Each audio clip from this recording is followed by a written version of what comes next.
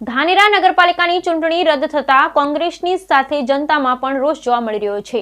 ધાનેરા નગરપાલિકાની ચૂંટણી રદ થતા જનતાની સાથે કોંગ્રેસ પણ આક્રોશમાં જોવા મળી રહી છે। આજે કોંગ્રેસના પૂર્વ નગરપતિ બળવંતજી રાવ અને તેમના ટેકેદારો સાથે પહોંચી ચૂંટણી અધિકારી પાસે તમામ માહિતી માંગી હતી। લેખિત રજૂઆત કરતા ચૂંટણી અધિકારીએ આવતીકાલે માહિતી આપવાની વાત કરી હતી। જોકે ધાનેરા પાલિકા વિસ્તારમાં ફતેપુરાના કેટલોક વિસ્તાર ધાનેરા નગરપાલિકામાં સામેલ કરી હાલ પાલિકાના સીમાંકન મુદ્દે પાલિકાની ચૂંટણી હાલ પૂરતી મોકૂફ રાખવામાં આવી છે। ત્યારે પૂર્વ પ્રમુખે નવા સીમાંકન માટેની તમામ દરખાસ્ત અને સર્વે નંબરને લગતી તમામ માહિતી આપતી લેખિત રજૂઆત કરવામાં આવી છે। માહિતી બાદ સમગ્ર મામલે કોર્ટમાં પણ જવાની ચીમકી પૂર્વ પ્રમુખે ઉચ્ચારી છે।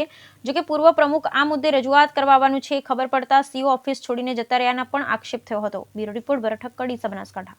ઉજવવાની હતી અને 21 તારીખે સરકારે પરિપત્ર બહાર પાડ્યો છે કે ધાનેરાના સર્વે નંબર ફતેપુરાના તો એ ફતેપુરાના કયા સર્વે નંબરની તમે દરખાસ્ત કરી છે એની કોપી અમને તમે આપો અને ફતેપુરાના તમે ઠરાવ બી મંગાયા હશે કે ફતેપુરાની પંચાયતના લોકો પંચાયતવાળા લખીને આપ્યો છે કે ભાઈ પંચાયતમાંથી આ નગરપાલિકા મેળવે તો અમને કોઈ તકલીફ નથી એવા પંચાયતના પણ ઠરાવો અને તમે જે પેપરમાં પ્રસિદ્ધ કરી હોય કે ભાઈ આ સર્વે નંબર ફતેપુરાના આટલા સર્વે નંબર અમે ધાનેરા નગરપાલિકામાં મેળવીએ છીએ અને એ સરકારમાં તમે દરખાસ્ત કરી હોય તો એવી મને કોપી તાત્કાલિક ધોરણે તમે આપશો એવી આપના જોડે હું વિનંતી કરું છું।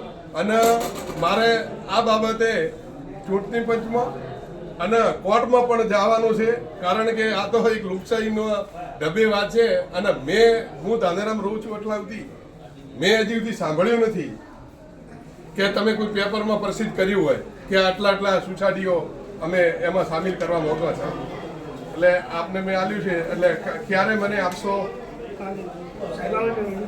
એટલે સાહેબને આપને બેને વિનંતી કે આ ચૂંટણી પ્રક્રિયાનું કામ છે એટલે વહેલી તકે આપો એવી આપના કોઈ અપેક્ષા રાખું છું।